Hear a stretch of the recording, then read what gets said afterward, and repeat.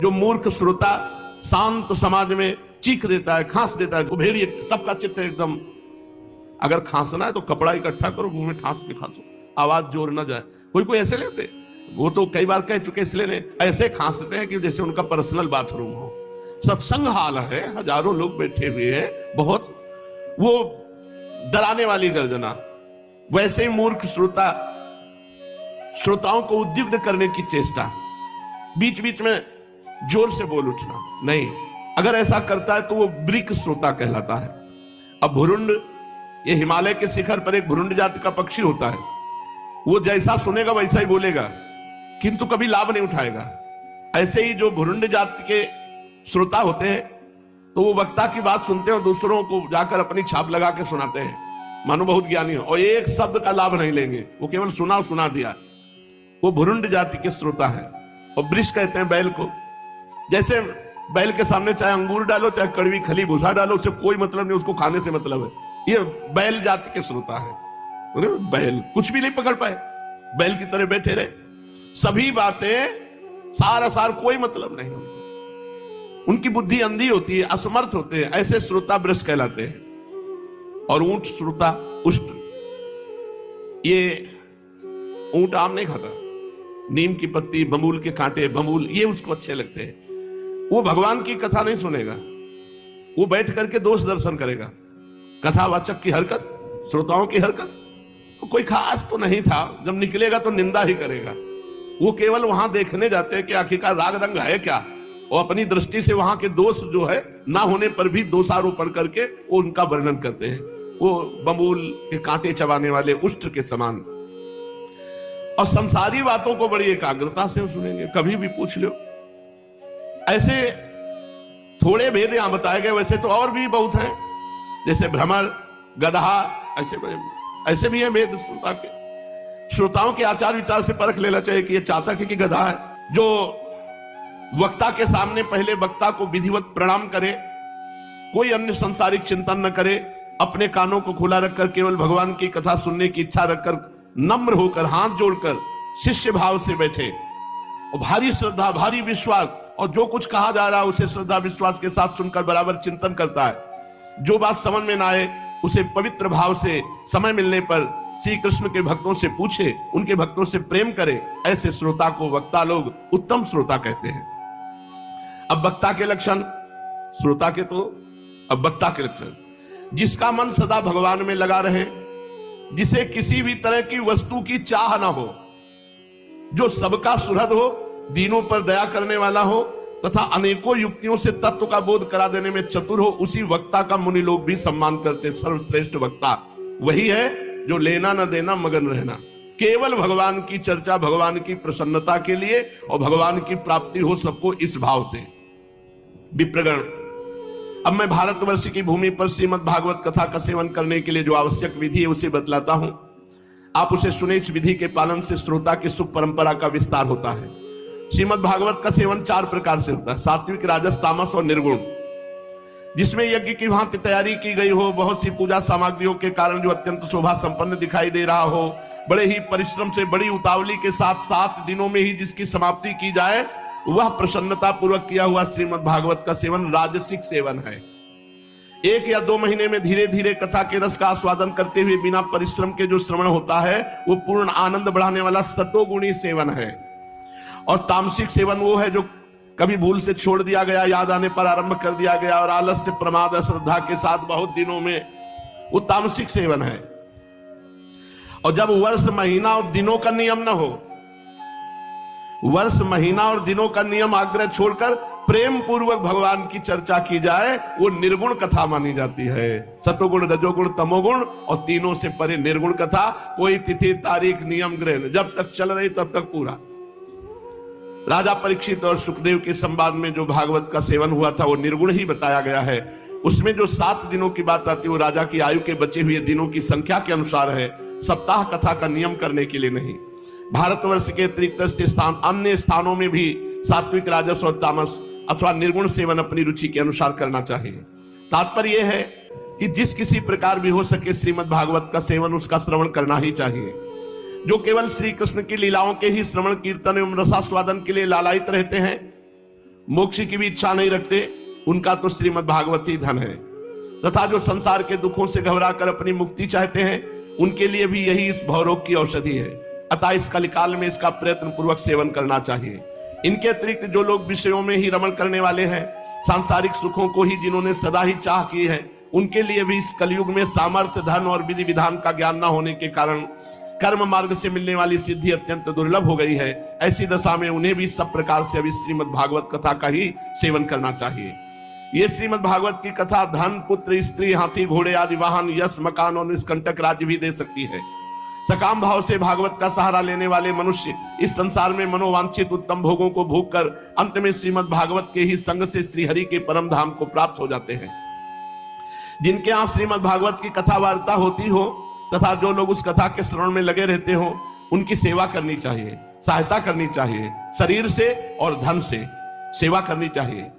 उन्हीं के अनुग्रह से सहायता करने वाले पुरुष को भी भागवत सेवन का पुण्य प्राप्त हो जाता है।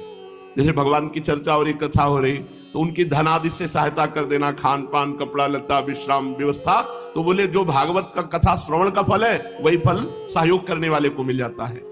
कामना दो वस्तुओं की होती है, एक श्री कृष्ण की और एक धन की। श्री कृष्ण के सिवा जो कुछ भी चाहा जाए वो सब धन के अंतर्गत आता है, उसकी धन संज्ञा है। श्रोता और वक्ता भी दो प्रकार के माने गए हैं, एक श्री कृष्ण को चाहने वाले, दूसरे धन को। जैसा वक्ता वैसा ही श्रोता भी हो तो वहां कथा में रस मिलता है, अतः सुख की वृद्धि होती है। यदि दोनों विपरीत विचार के हों तो रसाभास हो जाता है, अतः फल की हानि होती है। किंतु जो श्री कृष्ण को चाहने वाले वक्ता और श्रोता है, उन्हें विलंब होने पर भी सिद्धि अवश्य मिलती है। पर धनार्थी को तो तभी सिद्धि मिलती है जब उसके अनुष्ठान का विधि विधान पूर्वक पूरा उतर जाए। श्री कृष्ण की चाह रखने वाला सर्वथा गुणहीन हो और उसकी विधि में कुछ कमी रह जाए तो भी यदि उसके हृदय में प्रेम है तो वही उसके लिए सर्वोत्तम विधि है। सकाम पुरुष को कथा की समाप्ति के दिन स्वयं सावधानी के साथ सभी विधियों का पालन करना चाहिए। भागवत कथा के श्रोता और वक्ता दोनों के ही पालन करने योग्य विधि यह है, प्रतिदिन प्रातः काल स्नान करके अपना नित्य कर्म पूरा कर ले, फिर भगवान का चरणामृत पीकर पूजा के सामने से श्रीमद् भागवत की पुस्तक और गुरुदेव का पूजन करे। इसके पश्चात अत्यंत प्रसन्नता पूर्वक श्रीमद् भागवत की कथा स्वयं कहे अथवा सुने। दूध या खीर का मौन भोजन करे, नित्य ब्रह्मचर्य का पालन करे, भूमि पर शयन करे, क्रोध और लोभ का त्याग कर दे। प्रतिदिन कथा के अंत में कीर्तन करे और कथा समाप्ति के दिन रात्रि में जागरण करे। समाप्ति होने पर ब्राह्मणों को भोजन कराकर उन्हें दक्षिणा देकर संतुष्ट करे। तो यहाँ भोजन हुआ कथा रस का और दक्षिणा हुई श्री कृष्ण प्रेम की। ये निर्गुण कथा है। कथावाचक गुरु को चाहिए कि खूब वस्त्र, आभूषण आदि, गौ धन आदि देकर के प्रसन्न कर ले। खूब नाम जप करो, खूब भगवान के चरणों में अनुराग बढ़े, यही भेंट है। तुम्हारा जीवन श्री कृष्णमय हो, प्रियाजू के चरणारविंद की दास्ता बढ़े। इस प्रकार विधि विधान पूर्ण करने पर मनुष्य को जो चाहेगा वो प्राप्त हो जाएगा। घर, पुत्र, राज्य, स्त्री, धन, जो जो अभीष्ट होगा, और सब मनोवांछित फल प्राप्त तो होगा ही, भगवान की भी प्राप्ति होगी। सकाम भाव बहुत बड़ी विडंबना है, वो श्रीमद् भागवत की कथा में शोभा नहीं देता। श्री सुखदेव जी के मुख से कहा हुआ यह श्रीमद् भागवत शास्त्र तो कलयुग में साक्षात श्री कृष्ण की प्राप्ति कराने वाला और नित्य प्रेमानंद रूप फल प्रदान करने वाला है। आखिरी शब्द है नित्य प्रेमानंद रूप, वो तुम्हें मिला है। तदनंतर महाराज परीक्षित इंद्रप्रस्थ से दिल्ली, जिसे इंद्रप्रस्थ कहते हैं उसे अब दिल्ली कहते हैं, हजारों बड़े बड़े सेठों को बुलवाकर मथुरा में रहने की जगह दी। इनके अतिरिक्त सम्राट परीक्षित ने मथुरा मंडल के ब्राह्मणों तथा प्राचीन वानरों को, जो भगवान के बड़े ही प्रेमी थे और यथा योग्य, सबको वास दिया। पशु पक्षियों की सब व्यवस्था की। इस प्रकार राजा परीक्षित की सहायता और महर्षि सांडिल्य की कृपा से वज्रनाभ ने क्रमशः उन सभी स्थानों की खोज की जहां भगवान श्री कृष्ण अपने प्रेमी गोप गोपियों के साथ नाना प्रकार की लीलाएं करते थे। लीला स्थानों का ठीक ठीक निश्चय हो जाने पर उन्होंने वहां की लीला के अनुसार उस स्थान का नामकरण किया, भगवान के लीला विग्रहों की स्थापना की तथा उन स्थानों पर अनेकों गांव बसाए। स्थान स्थान पर भगवान के नाम से कुंड और कुएं खुदवाए, कुंज और बगीचे लगवाए, शिव आदि देवताओं की स्थापना की। गोविंद देव, हरिदेव, केशव देव ऐसे विग्रह स्थापित किए। इन शुभ कर्मों के द्वारा वज्रनाभ ने अपने राज्य में सब और एकमात्र श्री कृष्ण भक्ति का प्रचार किया और बड़े आनंदित हुए। उनके प्रजाजनों को भी बड़ा आनंद था। वे सदा भगवान के मधुर नाम और लीलाओं के कीर्तन में संलग्न हो परमानंद के समुद्र में डूबे रहते थे और सदा ही वज्रनाभ के राज्य की प्रशंसा किया करते थे। एक दिन भगवान श्री कृष्ण की विरह वेदना से व्याकुल जो भगवान की 16,000 रानियां थी, जो प्रधान 8 रानियां थी, वो तो तत्काल प्राण त्याग दिए। ये सुना भगवान अंतर्ध्यान हो गए, तो जो 8 रानियां थी वो तत्काल अंतर्ध्यान हो गई। कोई अग्नि में प्रवेश कर गया, किसी के प्राण छूट गए। 16,000 जो रानियां थी, इनको बहुत विरह वेदना भगवान श्री कृष्ण की। अपने प्रीतम पतिदेव की चतुर्थ पटरानी कालिंदी यमुना जी को देखा कि आनंदित रहती हैं, तो सरल भाव से उनसे पूछा। उनके मन में सौतिया डाह का लेश मात्र भी नहीं था। श्री कृष्ण की रानियों ने कहा, बहन कालिंदी, जैसे हम सब श्री कृष्ण की धर्म पत्नी हैं, वैसे ही तुम भी तो हो। हम तो उनकी विरहाग्नि में जली जा रही हैं। उनके वियोग दुख से हमारा हृदय व्यथित हो रहा है, किंतु तुम्हारी यह स्थिति नहीं है। तुम प्रसन्न हो, इसका कारण क्या है? कल्याणी, कुछ तो बताओ सही। उनका प्रश्न सुनकर यमुना जी हंस पड़ी। साथ ही ये सोचकर कि मेरे प्रीतम की पत्नी होने के कारण ये भी मेरी ही बहनें हैं, पिघल गई। उनका हृदय दया से द्रवित हो उठा। अतः वे इस प्रकार कहने लगी। यमुना जी ने कहा, अपनी आत्मा में ही रमण करने के कारण भगवान श्री कृष्ण आत्मा राम है और भगवान श्री कृष्ण की आत्मा है श्री राधा जी। मैं राधा दासी की पदवी प्राप्त कर चुकी हूं। दासी की भांति मैं राधा जी की सेवा करती रहती हूं और उनकी सेवा का ही ये प्रभाव है कि विरह हमारा स्पर्श नहीं कर पाता। भगवान श्री कृष्ण की जितनी भी रानियां हैं, सब के सब श्री राधा जी के ही अंश का विस्तार है। भगवान श्री कृष्ण और राधा सदा एक दूसरे के सम्मुख रहते हैं। उनका परस्पर नित्य संयोग है। इसलिए राधा के स्वरूप में अंशतः विद्यमान जो श्री कृष्ण की अन्य रानियां हैं, उनको भी भगवान का नित्य संयोग प्राप्त है। स एव सा सैवास्ति वंशी तत्प्रेम रूपिका श्री कृष्ण नख चंद्राली संगा चंद्रावली स्मृता। जो श्री कृष्ण है, स एव सा सैवास्ति वंशी तत्प्रेम रूपिका। जो श्री कृष्ण है वही राधा है, जो राधा है वही श्री कृष्ण है, और उन दोनों का प्रेम ही वंशी है। इसलिए हमारे यहां हित शब्द का प्रयोग, हित माने प्रेम। राधा की प्यारी सखी श्री कृष्ण चरणों के नख रूपी चंद्रमाओं की सेवा में आसक्त रहने के कारण ही चंद्रावली नाम से कही जाती है। श्री राधा और श्री कृष्ण की सेवा में उसकी बड़ी लालसा, बड़ी लगन है, इसीलिए वो कोई दूसरा स्वरूप धारण नहीं करती। मैंने यही श्री राधा में ही रुक्मिणी आदि का समावेश देखा है। सब समा गई किशोरी जू में रुक्मिणी आदि। तुम लोगों का भी सर्वांश में श्री कृष्ण के साथ वियोग नहीं हुआ, किंतु तुम इस रहस्य को इस रूप में जानती नहीं हो, इसलिए इतनी व्याकुल हो रही हो। इसी प्रकार पहले भी जब अक्रूर श्री कृष्ण को नंदगांव से मथुरा ले आए थे, उस अवसर पर जो गोपियों को श्री कृष्ण से विरह की प्रतीति हुई थी, वो भी वास्तविक विरह नहीं, केवल विरह का आभास था। इस बात को जब तक वे नहीं जानती थी, तब तक उन्हें बड़ा कष्ट था। फिर जब उद्धव जी ने आकर उनका समाधान किया, तब इस बात को समझ सकी। यदि तुम्हें भी उद्धव जी का सत्संग प्राप्त हो जाए, तो तुम सब भी अपने प्रीतम श्री कृष्ण के साथ नित्य विहार सुख का अनुभव करेंगी, नित्य विहार सुख को प्राप्त कर लेंगे। सूत जी कहते, ऋषिगणों, जब यमुना जी ने इस प्रकार समझाया, तब श्री कृष्ण की पत्नियां सदा प्रसन्न रहने वाली यमुना जी से पुनः बोली। उस समय उनके हृदय में इस बात की बड़ी लालसा थी कि किसी उपाय से उद्धव जी का दर्शन हो जाए, जिससे हमें अपने प्रीतम के नित्य संयोग का सौभाग्य प्राप्त हो सके। श्री कृष्ण पत्नियों ने कहा, सखी यमुना जी, तुम्हारा ही जीवन धन्य है, क्योंकि तुम्हें कभी भी अपने प्राणनाथ के वियोग का दुख नहीं भोगना पड़ता। जिन श्री राधिका जी की कृपा से तुम्हारे अभीष्ट अर्थ की सिद्धि हुई है, उनकी हम सब लोग दासी हुई। किंतु तुम अभी कह चुकी हो कि उद्धव जी के मिलने पर ही हमारे सभी मनोरथ पूर्ण होंगे। इसलिए कालिंदी जी, अब ऐसा कोई उपाय बताओ जिससे उद्धव जी भी शीघ्र ही मिल जाएं। सूत जी कहते हैं, शौनकादि ऋषियों, श्री कृष्ण की रानियों ने जब यमुना जी से इस प्रकार कहा, तब वे भगवान श्री कृष्णचंद्र की 16 कलाओं का चिंतन करती हुई उनसे कहने लगी।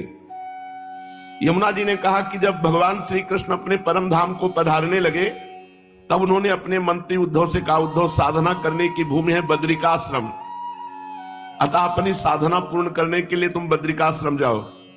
भगवान की आज्ञा के अनुसार उद्धव जी इस समय अपने साक्षात स्वरूप से बद्रिकाश्रम में विराजमान हैं और वहां जाने वाले जिज्ञासु लोगों को भगवान की बताए हुए ज्ञान का उपदेश करते रहते हैं। और साधना की फल भूमि है ब्रजभूमि, साधना की भूमि है बद्रिकाश्रम और साधना के फल की भूमि है ये ब्रजभूमि और रस भूमि है वृंदावन। बड़ी कृपा हुई, बड़ी कृपा हुई। साधना में नहीं भेजा, साधना के फल रस भूमि में भेज दिया। इसके रहस्यों सहित भगवान ने पहले ही उद्धव को समझा दिया था, किंतु वह फल भूमि यहां से भगवान के अंतर्धान होने के साथ ही स्थूल दृष्टि से परे जा चुकी है। इसलिए इस समय यहां उद्धव प्रत्यक्ष दिखाई नहीं पड़ेंगे। फिर भी एक स्थान है जहां उद्धव जी का दर्शन हो सकता है। गोवर्धन पर्वत के निकट भगवान की लीला सहचरी गोपियों की विहार स्थली है। वहां की लता, अंकुर और बेलों के रूप में अवश्य उद्धव जी वहीं निवास करते हैं। लताओं के रूप में उनके रहने का यही उद्देश्य है कि भगवान की प्रीतमा गोपियों की चरण रज उन पर पड़ती रहे।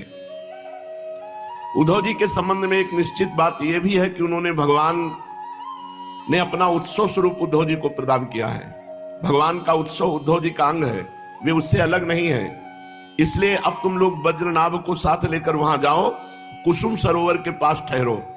भगवत भक्तों की मंडली एकत्र करके वीणा, वेणु और मृदंग आदि बाजों के साथ भगवान के नाम और लीलाओं के कीर्तन, भगवत संबंधी काव्य कथाओं के श्रवण तथा भगवत गुणगान से युक्त सरस संगीतों द्वारा महान उत्सव प्रारंभ करो। इस प्रकार जब उस महान उत्सव का विस्तार होगा, तब निश्चय है कि वहां उद्धव जी प्रकट हो जाएंगे, उनका दर्शन मिलेगा और वे ही भली भांति तुम सब लोगों के मनोरथ पूर्ण करेंगे। सूत जी कहते हैं, यमुना जी की बताई हुई बातें सुनकर श्री कृष्ण की रानियां बहुत प्रसन्न हुई। उन्होंने यमुना जी को प्रणाम किया और वहां से लौटकर वज्रनाभ और परीक्षित से वे सारी बातें कह सुनाई। सब बातें सुनकर परीक्षित को बड़ी प्रसन्नता हुई और उन्होंने वज्रनाभ तथा श्री कृष्ण पत्नियों को उसी समय साथ लेकर उस स्थान पर पहुंचकर तत्काल वह सब कार्य आरंभ करवा दिया जो कि यमुना जी ने बताया था। गोवर्धन के निकट वृंदावन के भीतर कुसुम सरोवर पर जो सखियों की विहार स्थली है, वहां ही श्री कृष्ण कीर्तन का उत्सव आरंभ हुआ। वृषभानुनंदिनी श्री राधा जी तथा उनके प्रीतम श्री कृष्ण की वह लीला भूमि जब साक्षात संकीर्तन की शोभा से संपन्न हो गई, उस समय वहां रहने वाले सभी भक्तजन एकाग्र हो गए। उनकी दृष्टि, उनके मन की वृत्ति कहीं अन्यत्र न जाती थी। तदनंतर ने सबने देखा, सबके देखते देखते वहां फैले हुए तृण, गुल्म और लताओं के समूह से उद्धव जी प्रकट हो गए और सबके सामने आ गए। उद्धव जी का मुख शरीर सब श्याम वर्ण, उस पर पीतांबर शोभा पा रहा था। वे गले में बनमाला, गुंजा की माला धारण किए हुए थे और बार बार उनकी वाणी से निकल रहा था, गोपी वल्लभ, गोपी वल्लभ, गोपी वल्लभ। श्री कृष्ण की मधुर लीलाओं का गान कर रहे थे। उद्धव जी के आगमन से उस संकीर्तनोत्सव की शोभा कई गुनी बढ़ गई। जैसे स्फटिक मणि की बनी हुई अट्टालिका की छत पर चांदनी छिटकने से उसकी शोभा बहुत बढ़ जाती है।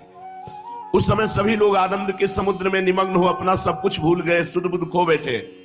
थोड़ी देर बाद जब उनकी चेतना दिव्य लोक से नीचे आई, अर्थात जब उन्हें होश हुआ, तब उद्धव जी को भगवान श्री कृष्ण के स्वरूप में उपस्थित देख अपना मनोरथ पूर्ण हो जाने के कारण प्रसन्न होकर सबने उनकी पूजा की। सूत जी कहते हैं, उद्धव जी ने वहां एकत्र हुए सब लोगों को श्री कृष्ण कीर्तन में लगा देखकर सभी का सत्कार किया और राजा परीक्षित को हृदय से लगाकर कहा। उद्धव जी ने कहा, राजन तुम धन्य हो, एकमात्र श्री कृष्ण की भक्ति से ही पूर्ण हो, क्योंकि श्री कृष्ण संकीर्तन के महोत्सव में तुम्हारा हृदय इस प्रकार निमग्न हो रहा है। बड़े सौभाग्य की बात है कि श्री कृष्ण की पत्नियों के प्रति तुम्हारी भक्ति और वज्रनाभ पर तुम्हारा प्रेम है। तात तुम जो कुछ कर रहे हो सब तुम्हारे अनुरूप ही है, क्यों न हो। श्री कृष्ण ने ही तुम्हें शरीर और वैभव प्रदान किया है, अतः तुम्हारा उनके प्रपौत्र पर प्रेम होना स्वाभाविक ही है। इसमें तनिक भी संदेह नहीं कि समस्त द्वारिका वासियों में ये लोग सबसे बढ़कर धन्य हैं। जिन्हें ब्रज में निवास कराने के लिए भगवान श्री कृष्ण ने अर्जुन को आज्ञा की थी।